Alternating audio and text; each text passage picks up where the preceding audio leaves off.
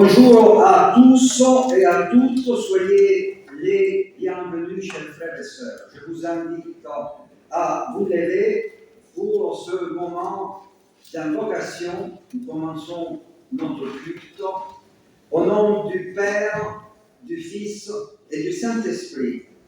Un seul Dieu béni éternellement. Amen. Je suis le premier et le dernier, dit Jésus le Christ. Le commencement et la fin, l'alpha et l'oméga. À celui qui a soif, je donnerai gratuitement de la source de l'eau de la vie. Amen. Spontané, son grand amour, venez le célébrer. Venez le célébrer.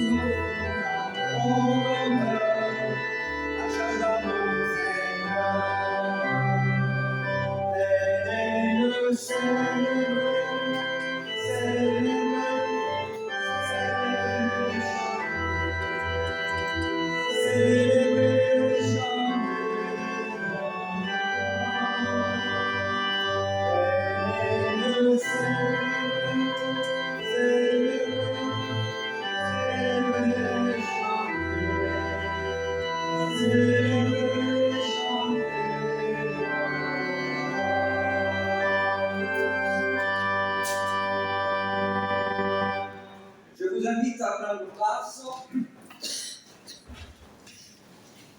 Aujourd'hui, donc, au dimanche de la Réformation, c'est à partir du psaume 46 que Martin Luther a composé son choral Ein festes Burg ist unser Gott. Que vous connaissez très bien en français, c'est un rempart de notre Dieu. Devenu par la suite, pour ainsi dire, la Marseillaise du protestantisme. C'est un rempart de notre Dieu et de loin le cantique évangélique le plus connu au monde, peut-être avec Heilige Nacht, douce nuit, sainte nuit. Il est toutefois intéressant de rappeler que lorsque Luther composa ce choral, c'était en 1529, une année qui marque également la naissance du protestantisme. Oui, naturellement, il y a 1517, avec les 95 thèses, mais 1529, c'est une date très importante. En effet, c'est cette année-là que dans la salle où siégeait la seconde diète impériale de Spiro, la diète, c'est pas le régime, ça n'a rien à voir, étant alors l'équivalent de ce que nous appelons aujourd'hui un parlement, donc la plus haute autorité politique de l'Empire. Donc, et c'est à ce moment-là, donc, est dit pour la première fois le mot décisif. Vous savez lequel? Protestamum. Avec le protestant, si je peux le prononcer. Nous protestons. De ce mot naquirent ensuite les termes protestant et protestantisme. Donc, c'était le 19 avril, en 1529, une date mémorable.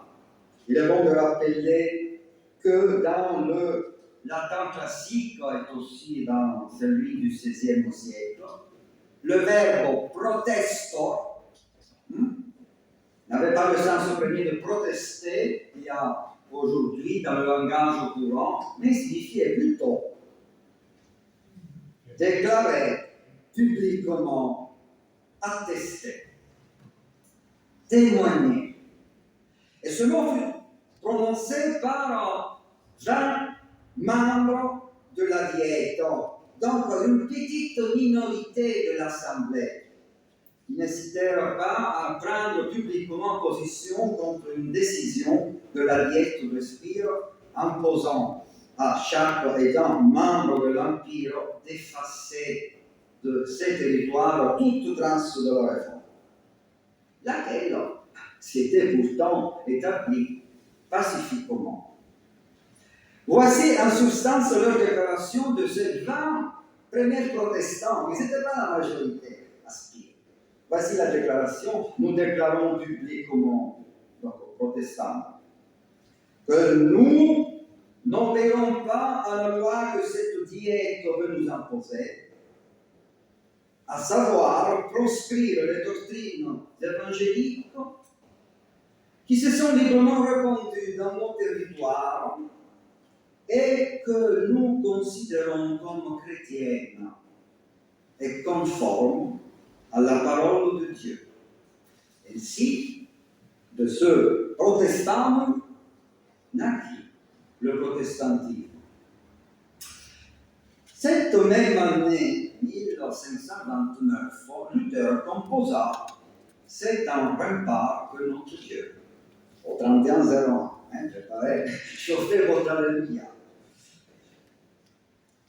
Moi je dirais, une fidèle transposition poétique et lyrique du psaume 46, qui sera aujourd'hui un peu aussi au centre de ce dimanche de la Réformation. Ainsi, on peut dire que le protestantisme et le cantique, c'est un rempart que notre Dieu sont nés ensemble, comme deux frères jumeaux engendrés par une même inspiration. Donc, approchons-nous de ce psaume, le 46, qui, en un certain moment, sera sans doute nous étonner et en tout cas nous rappeler ce que signifie être chrétien protestant ou évangélique, si l'on préfère. Cela ne veut pas dire être chrétien supérieur, ni forcément meilleur que les autres, mais des chrétiens profondément attachés à certaines vérités fondamentales de l'Évangile. Et ces vérités, tout comme les 20 premiers protestants à la diète de Spiro, nous ne pouvons ni ne voulons renoncer. Ces vérités, vous les connaissez, ce sont les 4 célèbres sola de la Réforme, si tout le monde le connaît. Sola Scriptura, sola Gratia, sola Fide, solus Christus, qui se fondent ensemble en un seul soli Deo Gloria, lequel résume tout le message de la foi. Alors, louons le Seigneur avec ce psaume 46 qui a inspiré, c'est un rempart que notre Dieu, que vous trouvez au 31. Non, 37-01. 37-01. Ah, au 37-01. Ah oui, c'est un secte qui ressemble à un. Ah ben oui, c'est un secte, 37-01.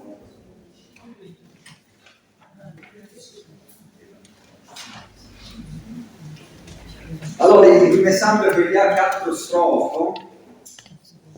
On peut faire le voir.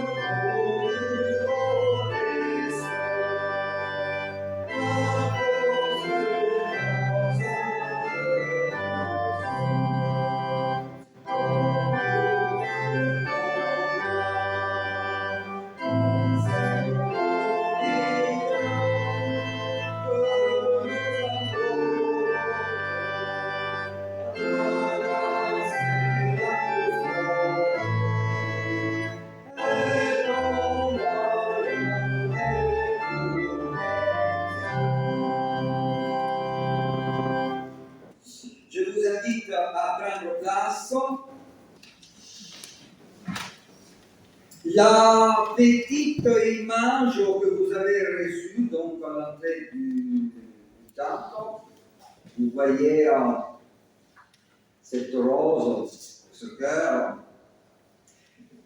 Vous l'avez reçue, hein? Oui? C'est ça? Tu l'as pas reçu? Enfin, je connais ça.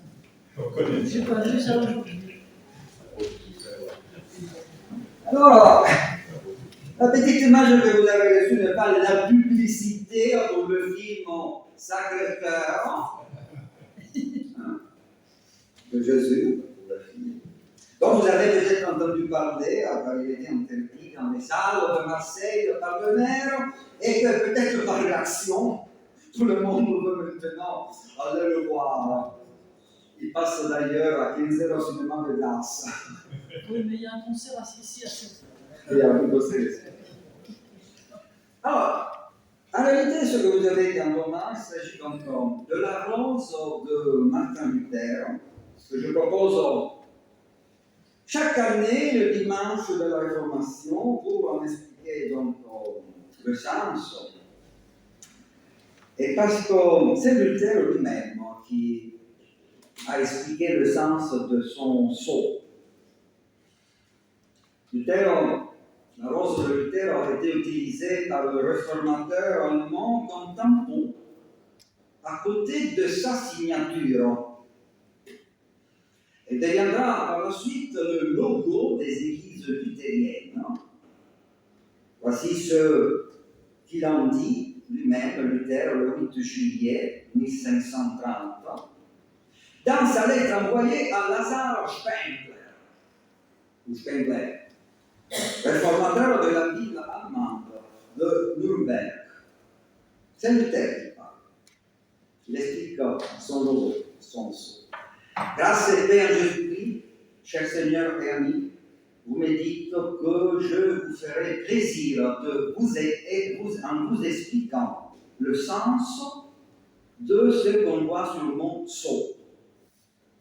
Je vais donc indiquer ce que j'ai voulu y faire graver comme le symbole de ma théologie. D'abord, il y a une croix noire avec un cœur au milieu. Cette croix doit me rappeler que la foi au crucifié nous sauve.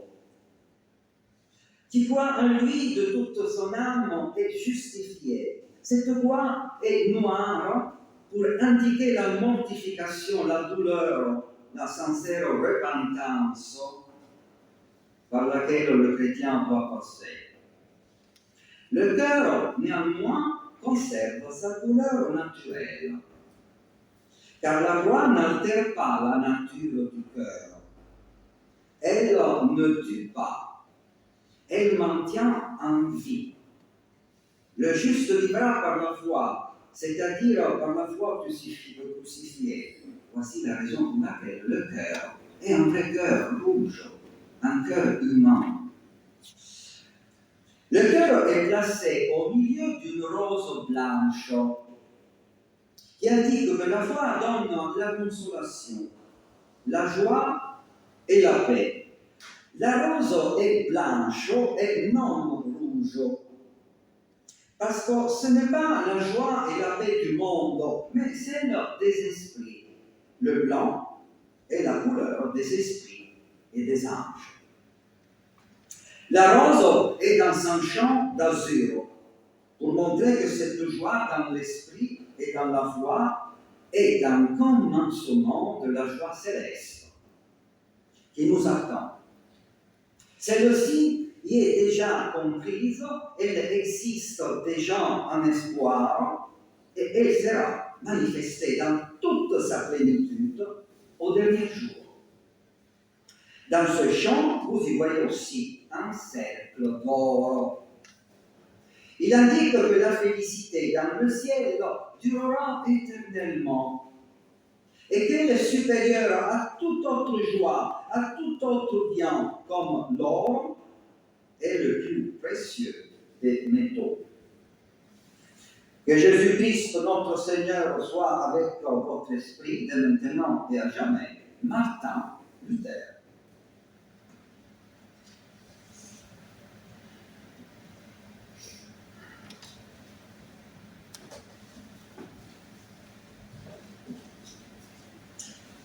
Je vous invite à rentrer maintenant dans ce temps de la confession de notre péché, tout en tenant devant nos yeux cette belle lettre de Martin Luther. Me voici avec la rose de Luther dans mes mains. Qu'est-ce que j'en fais? Je devrais écrire ma rose à mon tour. Suis-je capable de mettre la gloire du Christ au centre de tout? La méchanceté qu'il a subie, le cri de la foule, crucifie-le. Suis-je capable de garder un cœur de chair, un cœur rouge qui permet au sang, à l'oxygène, à l'amour d'être au centre de ma vie spirituelle et de ma vie humaine? Suis-je capable de rêver la couleur blanche, couleur de l'Esprit Saint, couleur de Dieu, couleur du Christ transfiguré dans la montagne de Jérusalem, où il y a le ciel et la terre qui se croisent à côté de lui, Moïse, Jacques, Pierre, Jean. Où suis-je, mon Dieu et mon Maître? Totalement dans le ciel avec Élie et Moïse, ou totalement sur la terre avec Pierre, Jean et Jacques? Montre-nous ce carrefour de la réconciliation où le ciel visite la terre et la terre s'ouvre à la lumière du ciel. Suis-je capable de rêver et vivre concrètement le bleu et le jaune, les couleurs de l'éternité, d'une paix sans fin, d'une promesse plus forte que de la mort, dans l'instant éternel dont tu me fais cadeau? Viens en aide à mon manque de foi, libère-moi, guéris-moi, transforme-moi.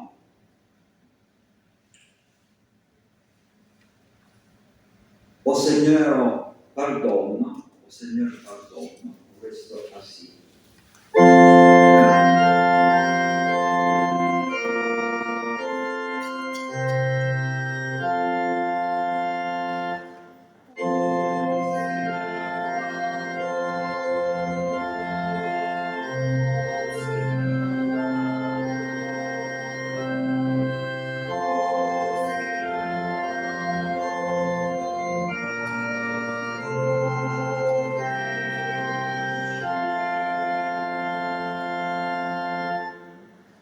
Chers frères et sœurs, je vous invite à vous lever. Nous allons recevoir une parole de miséricorde, une parole de grâce en Christ. Dans l'Écriture, je lis cette phrase, ce verset. Éternel mon Dieu, tu as multiplié tes merveilles et tes plans en notre faveur. Personne n'est comparable à toi. Que Dieu nous mette au cœur l'assurance de son pardon en Christ et qu'il nous donne de marcher vers son royaume. Amen. Ô ma joie.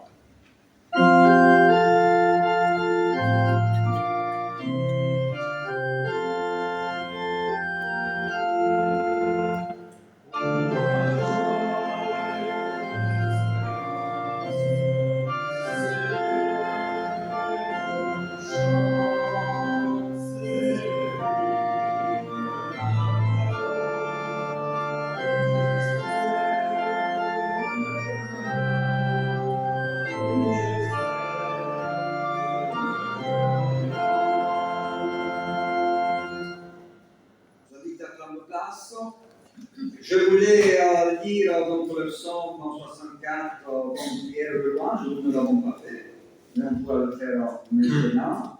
comme je le disais, sera le texte de la prédication pour ce dimanche de la Réformation.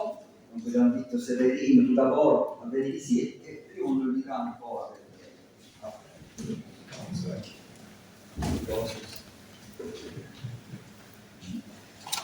Le psaume 46. Dieu est pour nous un abri sûr, un secours toujours prêt dans la détresse. C'est pourquoi nous n'avons rien à craindre. Même si la terre se met à trembler, si les montagnes s'écroulent au fond des mers, si les flots grondent, bouillonnent, se soulèvent et secouent les montagnes. Un cours d'eau répand la joie dans la cité de Dieu, dans la plus sacrée des demeures du Très-Haut. Dieu est dans la cité, elle tiendra bon. Dès que le jour se lève, il lui apporte son secours. Les nations grondent, les empires s'ébranlent, mais Dieu donne de la voix et la terre vacille. Le Seigneur de l'univers est avec nous, le Dieu de Jacob est notre forteresse. Venez voir ce que le Seigneur a fait, les actes stupéfiants qu'il accomplit sur la terre. Il met fin au combat jusqu'au bout du monde. Il casse les arcs de guerre. Il brise les lances. Il met le feu aux boucliers. Arrêtez, dit-il, et reconnaissez que je suis Dieu. Je domine les nations. Je domine la terre. Le Dieu de l'univers est avec nous. Le Dieu de Jacob est notre forteresse.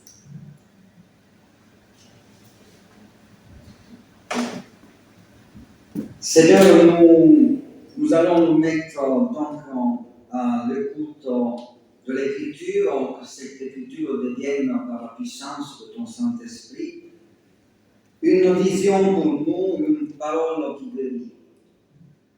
Martin Luther s'est laissé inspirer par ce psaume. Il a écrit ce magnifique choral. Nous voulons relire à nouveau ce psaume qui a inspiré ce grand théologien et qui fait partie du patrimoine spirituel de toutes les églises chrétiennes. Bien, dans la version, je crois, c'est bon.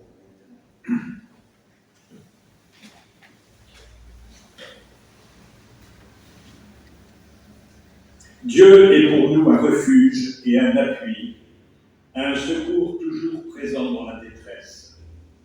C'est pourquoi nous sommes sans crainte quand la terre est bouleversée, quand les montagnes sont ébranlées au cœur des mers, et que les flots de la mer mugissent, écument, se soulèvent jusqu'à faire trembler les montagnes. Les bras d'un fleuve réjouissent la ville de Dieu, le sanctuaire des demeures du Très-Haut. Dieu est au milieu d'elle, elle n'est pas ébranlée. Dieu la secourt dès le point du jour. Des nations s'agitent, des royaumes s'ébranlent. Il fait entendre sa voix et la terre tombe en défaillance. L'Éternel, le Maître de l'univers, est avec nous. Le Dieu de Jacob est une forteresse pour nous. Venez contempler ce que l'Éternel a fait, les actes dévastateurs qu'il a accomplis sur la terre. C'est lui qui a fait cesser les combats jusqu'aux extrémités de la terre. Il a brisé l'arc et rompu la lance. Il a détruit par le feu les chars de guerre. Arrêtez et sachez que je suis Dieu. Je domine sur les nations, je domine sur la terre. L'Éternel, le Maître de l'univers, est avec nous. Le Dieu de Jacob est une forteresse pour nous.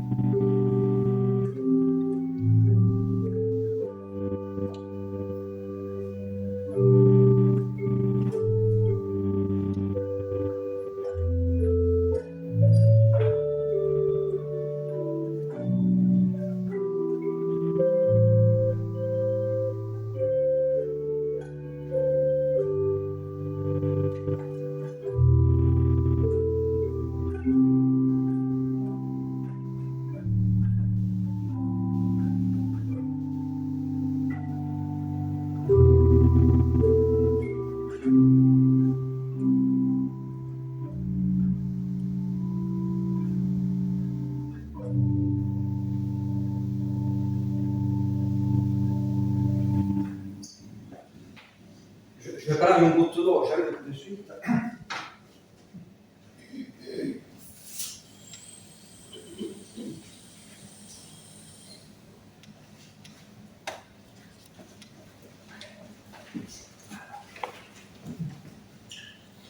Chers frères et sœurs, du psaume 46, je ne dirai pas tout ce qu'il y aurait à dire, mais seulement ce qui me semble naturellement l'essentiel de son message. Et l'essentiel pour moi est ceci. Dieu au centre de la vie, au centre de la foi, au centre du monde. Et c'est précisément ce que la réforme protestante a voulu être. Sa raison d'être fut de remettre Dieu au centre de la vie de l'Église. Non pas qu'il eût disparu, mais il était devenu secondaire. Au centre, il y avait l'Église elle-même et les œuvres que chacun chrétien devait accomplir pour espérer aller au paradis. À cette époque, c'était en effet la seule chose qui comptait vraiment, l'au-delà, le paradis, la vie éternelle. La vie terrestre n'était perçue que comme un passage nécessaire, une occasion offerte à l'homme pour gagner le paradis par ses propres œuvres. Dans cette focalisation de l'homme médiéval sur ses œuvres méritoires, les œuvres de Dieu passaient au second plan et Dieu lui-même était devenu marginal. La réforme l'a remis, l'a ramené au centre. L'Église a urgemment besoin de relire le psaume 46, dont le message, comme je l'ai dit, est celui-ci, Dieu au centre. Que dit donc le psaume 46 de ce Dieu remis au centre? Il dit essentiellement trois choses. Premièrement, il dit que Dieu est pour nous un refuge. Deuxièmement, il dit que Dieu est avec nous. Troisièmement, il dit que Dieu fait cesser les guerres jusqu'aux extrémités de la terre. Un message merveilleux, presque incroyable pour aujourd'hui. Alors, quand plus du terrible conflit russo-ukrainien et israélo-palestinien, il y a, disent les experts, 75 autres guerres en cours sur notre terre meurtrie. Voyons donc ces trois messages, chacun plus beau que l'autre. Dieu est notre refuge. Ceux qui ont les cheveux blancs savent bien ce qu'est un refuge.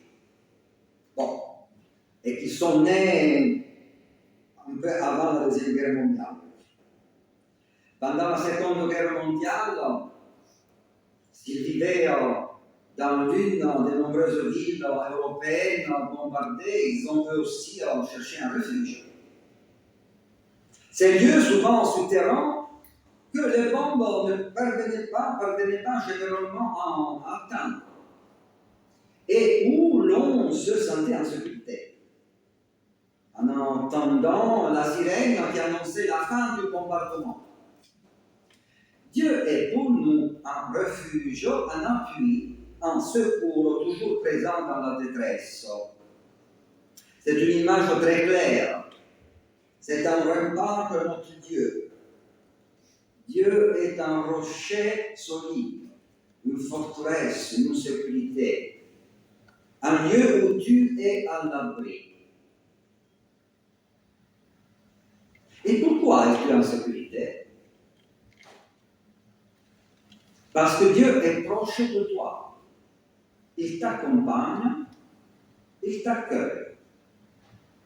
Il t'aime plus que quiconque. Plus encore, disait un ami à moi, un poète allemand, Martin Schulz, il disait, même plus que ta mère, Martin, oui, calmement, car ta mère un jour ne sera plus là et devra partir, comme nous tous, mortels que nous sommes, et devra t'abandonner. Peut-être l'a-t-elle déjà fait, mais Dieu, lui, ne part jamais. Il ne t'abandonne pas. Tu peux l'abandonner, mais lui ne t'abandonnera jamais. Mon amour ne s'éloignera pas de toi, dit Dieu dans le livre d'Ésaïe. Et la Bible abonde en affirmations de ce genre. Voici celui qui garde Israël dans le sommeil de ne dort, l'Éternel est celui qui te garde. Et ton nom, l'Éternel, se tient à ta droite. C'est pourquoi, au milieu des tsunamis, on peut dire tsunami en français, tsunami de la nature, la terre qui se bouleverse dans le psaume 46, les mers qui grondent et écument, les montagnes qui tremblent. Au milieu des tsunamis de l'histoire, les royaumes qui vacillent, les nations qui s'agitent, au milieu des tsunamis de la vie, les maladies, les séparations, les défaites, les deuils, tu es en sécurité avec Dieu, plus en sécurité que dans n'importe quelle forteresse construite par la main de l'homme, même dans un abri antiatomique. Dieu est notre forteresse, notre rocher. Le psaume 46 dit ensuite une deuxième chose au sujet de Dieu, la plus belle qu'il puisse dire. Et il le fait avec une petite phrase de 4 mots. Dieu est avec nous. Or, chers frères et sœurs, nous savons bien que cette phrase, si belle, si évangélique, a été dans le passé utilisée de manière très dangereuse. Elle a été instrumentalisée.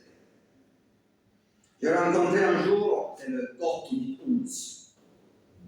J'ai rencontré un jour une personne très âgée des Vallées d'Audoise qui me racontait comment en 1944, lorsque les Allemands étaient présents dans les Vallées d'Audoise, donc du côté de Piémont, et c'était donc aux côtés de l'armée fasciste de la République de Savo, les soldats allemands portaient sur la ceinture de leur uniforme cette inscription « Dieu est avec nous ». Gott mit uns. Dans la ceinture. Et elle était jeune, elle avait 8 ans, cette dame. Je ne comprenais pas, après je me suis fait expliquer. C'était devenu donc, Dieu est avec nous, un slogan fasciste, une grande profanation, une véritable blasphémie. Mais l'Église elle-même a aussi abusé effrontément de l'expression Dieu est avec nous. C'est cette parole qui a inspiré toutes les croisades, anciennes comme modernes, qu'elles soient d'armée ou idéologiques. C'est la parole qui a déclenché les pires fanatismes dans de nombreuses religions et qui a servi de justification à toutes sortes de violences. Et pourtant, chers frères et sœurs, malgré ces abus scandaleux, nous ne pouvons pas, en tant que chrétiens, ne pas répéter avec le psaume 46, Dieu est avec nous. Car c'est précisément le nom de Jésus. Comme le dit l'évangéliste Matthieu, voici la jeune fille sera enceinte et enfantera un fils, et on lui donnera le nom d'Emmanuel, ce qui signifie Dieu avec nous. Avec nous et non contre nous. Avec nous et non sans nous. Avec nous et non seulement au-dessus de nous. Notre Père qui est aux cieux, oui certes, mais aussi sur la terre. À ma droite, Dieu est toujours avec quelqu'un.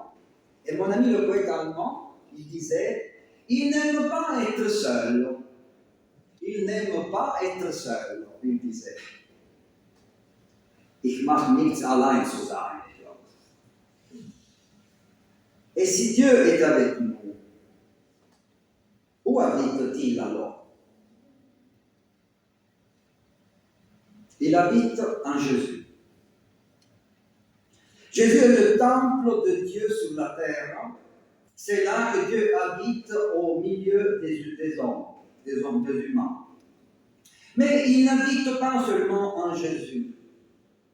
Il y a une promesse inattendue et merveilleuse que Jésus a faite à ses disciples. Si quelqu'un m'aime, il gardera ma parole, et mon Père l'aimera. Et nous viendrons à lui et nous ferons notre demeure chez lui. Et voici ce que dit l'apôtre Paul, s'adressant aux chrétiens de Corinthe. Ne savez-vous pas que vous êtes le temple de Dieu, que l'Esprit de Dieu habite en vous? Aujourd'hui, sur la terre, le temple de Dieu, la demeure du Très-Haut, c'est la communauté chrétienne. C'est vous, c'est nous. Nous avons du mal à le croire. Nous ne nous sentons pas à l'auteur. Et pourtant, soit nous sommes cela, soit on ne sait pas vraiment ce que nous faisons dans ce monde en tant que chrétiens et chrétiennes. Et venons au troisième message. La troisième vérité que le psaume 46 dit de Dieu. Il dit que Dieu fait cesser les guerres jusqu'aux extrémités de la terre, qu'il brise les arcs et casse les lances, qu'il brûle les chars de guerre. Aujourd'hui, on dirait les chars blindés. Arrêtez-vous, dit-il, connaissez que je suis Dieu. Ce ne sont pas les armées, ni les armes, ni les bombes, pas même les armes nucléaires. C'est Dieu, je suis Dieu, dit l'Éternel des armées. Autrement dit, l'Éternel accomplit ici des choses vraiment stupéfiantes. Il détruit littéralement les armées humaines, rendant ainsi la guerre impossible. Le prophète Isaïe avait tenu des propos analogues. Dieu sera juge entre de nombreux peuples.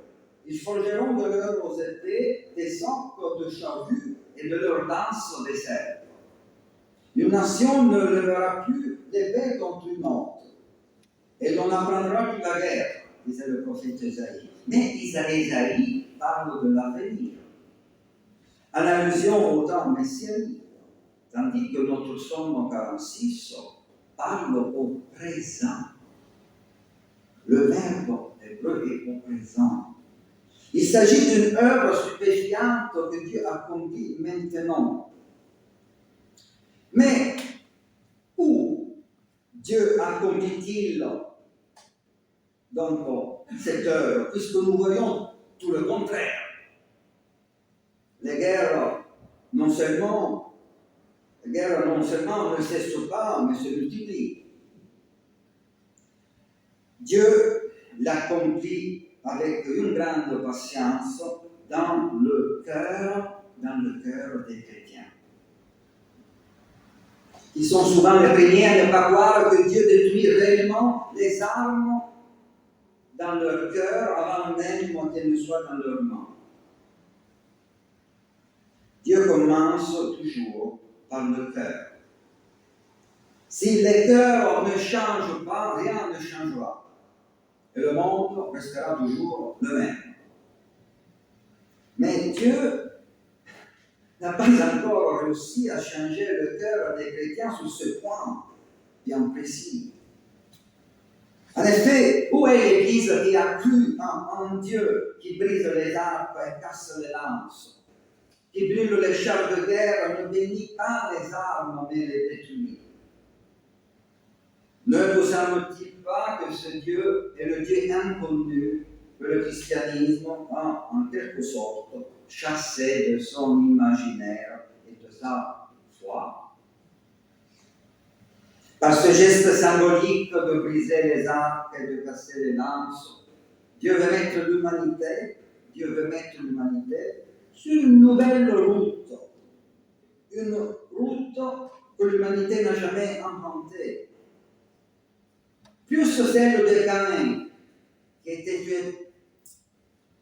qui a tué son frère, mais celle de Gandhi, Martin Luther King, et de l'homme de Tiananmen, cette place Tiananmen en Chine, vous vous souvenez, il y a un photographe qui a rendu célèbre cette image, encore entièrement désarmé, s'est placé devant 4 énormes chars d'assaut et, en risquant sa vie, les a arrêtés et, pour ainsi dire, désarmés, les empêchant, ce jour-là, de tirer et de tuer. Une route entièrement nouvelle, celle de la non-violence, adoptée et pratiquée comme style de vie et culture. Une route que même l'Église, jusqu'à aujourd'hui, n'a jamais vraiment osé emprunter, car elle ne croit pas au Dieu du psaume 46, et encore moins l'humanité. C'est pourquoi nous voyons tout le contraire de ce que dit le psaume. Mais Dieu ne renonce pas. Il veut avant tout agir dans le cœur des chrétiens, dans notre cœur. Car comme je l'ai dit, Dieu commence toujours par les cœurs. Les cœurs. Nous sommes la communauté de Jésus, appelée non seulement à prêcher et souhaiter la paix, mais à la faire. Heureux ceux qui font la paix. Mais pour la faire, il faut croire au Dieu des armées qui détruit les armées. Et au milieu d'une humanité qui continue strictement à croire davantage à la guerre qu'à la paix, être cette communauté d'hommes et de femmes qui, au contraire, au nom du Dieu annoncé par le psaume 46, qui a inspiré Luther, et notre beau chant, c'est un rempart que notre Dieu. Donc, cette communauté d'hommes et de femmes qui, au nom du Dieu annoncé par le psaume 46, a commencé à croire davantage à la paix et pas à la guerre. Amen.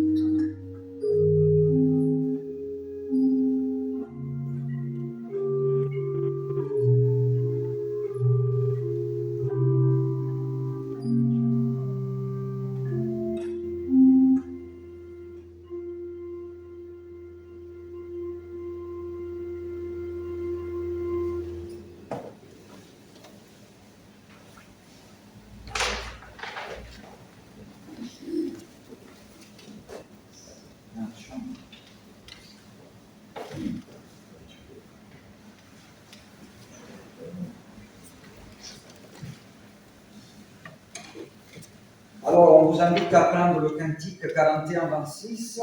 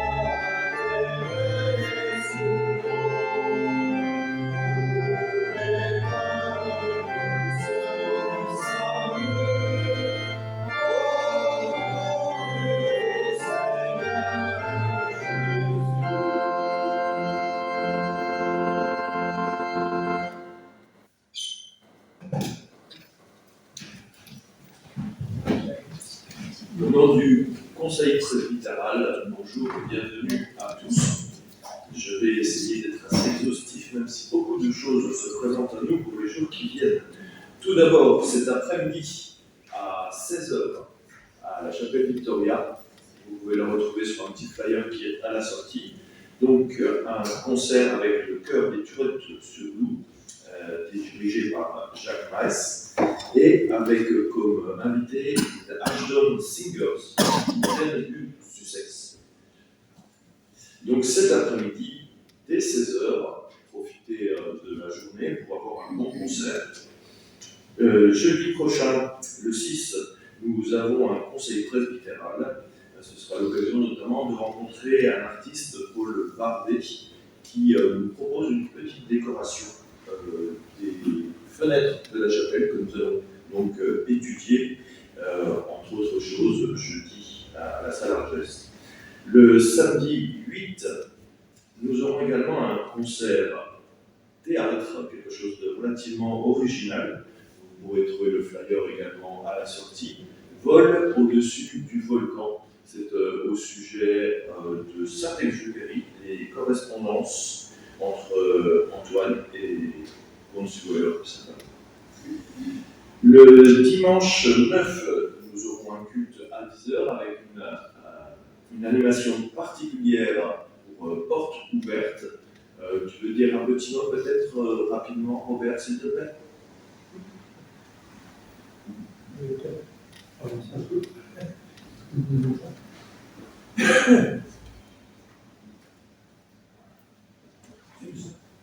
Dimanche prochain, des centaines d'églises en France et un peu partout en Europe s'uniront, les regards fixés sur les chrétiens persécutés, le thème général étant jusqu'ici, l'Éternel nous a secourus, ça c'est pour les 70 ans de Portugal, 1955-2025. Le thème sera un peu différent, vous avez une affiche sur la porte et sur le côté. Voilà. Merci beaucoup, Robert. Donc ce sera le dimanche 9 à 10h et ce sera suivi par l'Assemblée Générale des Amis de la Chapelle, donc vers 11h15, en espérant qu'on restera maintenant dans les Mais c'est horaires. pas grave, pour une fois, on peut rester un peu plus longtemps. C'est pas grave. Voilà, Très bien. Et le week-end suivant, ce sera un petit événement pour les paroisses de Grasse, mais surtout de Cannes, puisque ce sera la tenue du synode régional des églises protestantes unies de France. Donc ça aura lieu à Cannes sur 3 jours. Le thème général sera l'Église universelle. C'est quelque chose évidemment qui demande à être un petit peu visité intellectuellement. Et ce sera également l'occasion d'étudier un petit peu la nouvelle liturgie commune à l'EPIDF. Prendrons un petit peu de temps pour l'examiner. Alors, je représenterai la paroisse avec Stéphano, et nous serons avec Antoine Kessler, qui est donc conseiller régional. Bien sûr, nous prendrons le temps de prendre compte de tous ces événements très riches. Le dimanche 16, le culte aura quand même lieu à Grasse, donc le dimanche 16 à 10h ici. Et enfin, pour le samedi 29 novembre, eh bien, ce sera un culte autrement à 18h.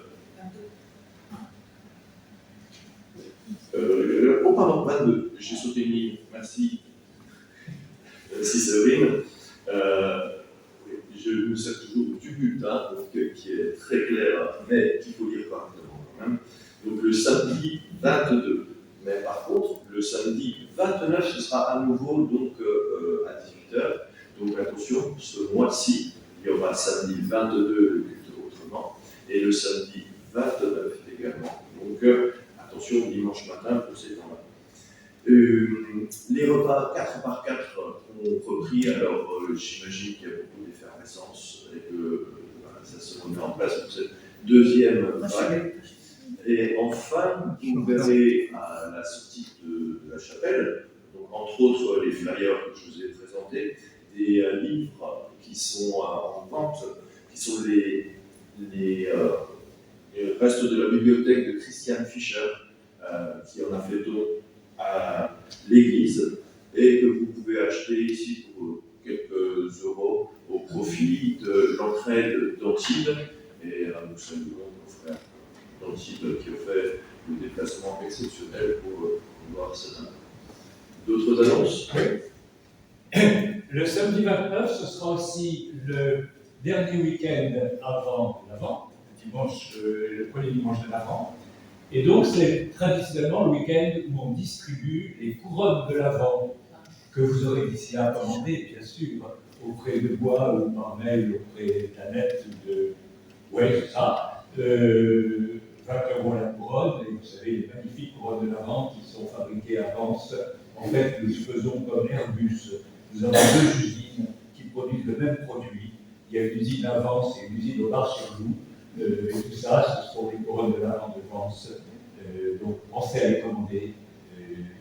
Couronnes imposées ou à suspendre. Voilà.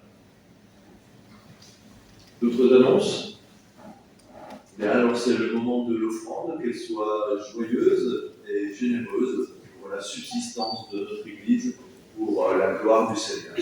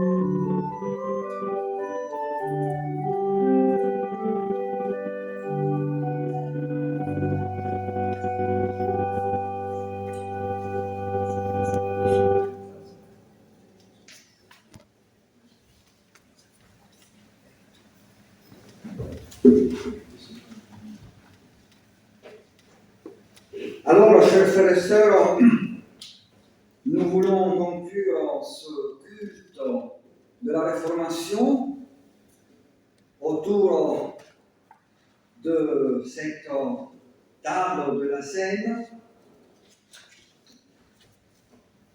je vous invite à la prière.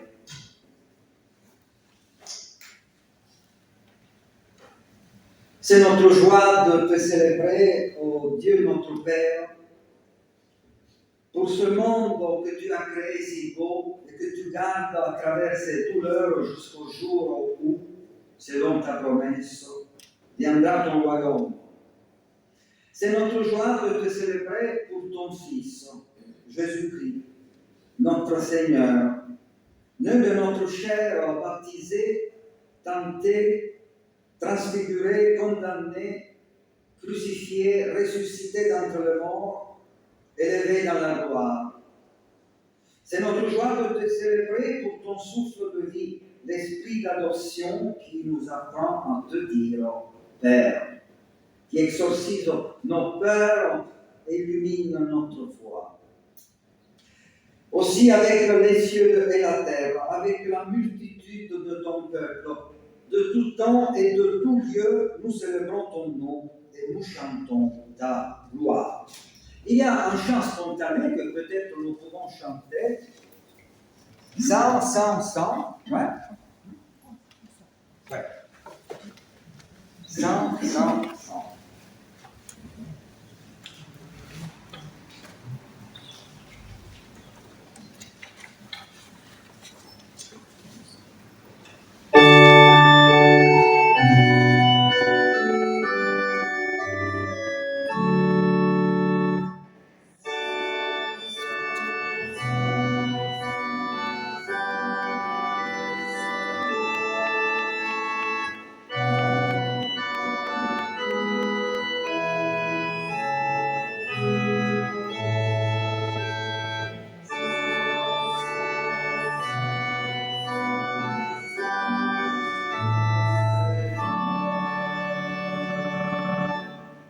Le soir venu, Jésus se mit à table avec les 12 disciples. Pendant le repas, il prit du pain, et après avoir rendu grâce, il le rompit et le leur donna en disant, prenez, mangez, ceci est mon corps. Ayant aussi pris la coupe et rendu grâce, il la leur donna en disant, buvez-en tous, car ceci est mon sang, le sang de l'alliance qui est répandu pour beaucoup, pour la rémission des péchés. Je vous le dis, désormais, je ne boirai plus de ce fruit de la vigne jusqu'au jour où je le boirai nouveau avec vous dans le royaume de mon Père. Nous te rendons grâce, Seigneur, tu nous invites autour de cette table pour partager les signes visibles du ministère de notre Sauveur Jésus le Christ. Nous te rendons grâce pour la communion entre toutes les églises qui partagent ce moment de communion, ce moment où nous recevons avec notre main, notre bouche, le pain, le vin. Nous sommes vraiment, par ta grâce, liés au ciel et à la terre. Nous sommes cette nouvelle humanité que tu continues à créer dans ce monde. Seigneur, nous te demandons de bénir également nos familles, nos enfants, nos proches. Nous pensons à tous ceux qui sont dans la maladie. Nous prononçons dans le secret de notre cœur, chacun à son tour, le nom, le prénom, les visages de tous ses frères et sœurs. Et nous pensons, Seigneur, aussi bien au-delà de notre communauté de grâce. Nous pensons à ce monde, à ces douleurs. Nous te remettons tous ceux qui sont victimes de la guerre, de la méchanceté humaine. Ne nous permets jamais que nous restions insensibles aux souffrances que nous côtoyons chaque jour, mais fais de nous des ouvriers de ta paix, de ta résurrection, de ta joie, car toi, Seigneur, tu nous accompagnes et tu illumines jour après jour notre chemin par ta grâce, par ta présence, par ta parole et par ton esprit. Amen. Chers frères et sœurs, je vous invite à venir ici pour faire donc un cercle. Vous le savez, je le l'ai dit, l'Église protestante unie de France considère que ce n'est pas une église confessionnelle qui invite à ce moment, mais c'est le Seigneur lui-même. Donc tous ceux qui considèrent que Jésus est le Christ sont naturellement les bienvenus à cette communion.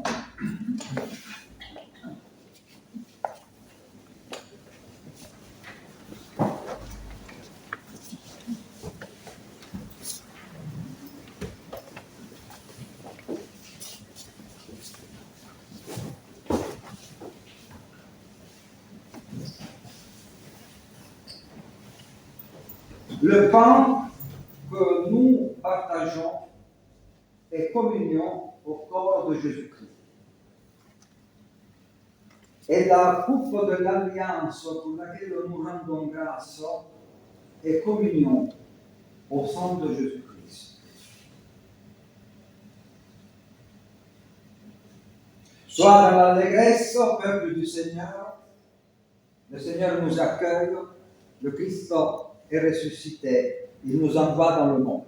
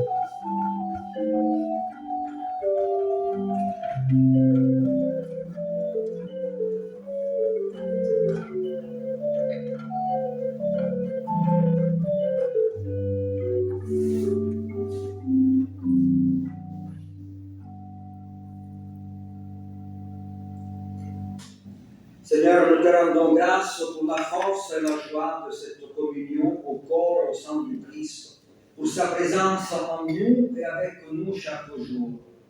Envoie-nous dans le monde avec la puissance de ton esprit pour vivre et travailler à ta louange et à ta gloire. Et nous pouvons effectivement chanter, comme Takako nous l'a aussi proposé, à toi la gloire.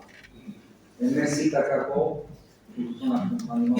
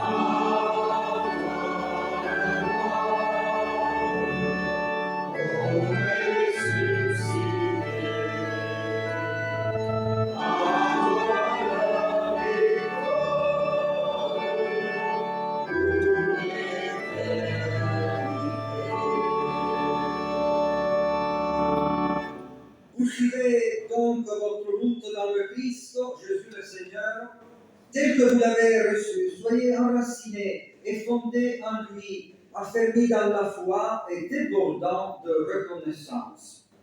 Et que le Dieu Tout-Puissant vous bénisse et vous garde, le Père, le Fils et l'Esprit Saint. Amen. Bon dimanche à vous tous et à toutes.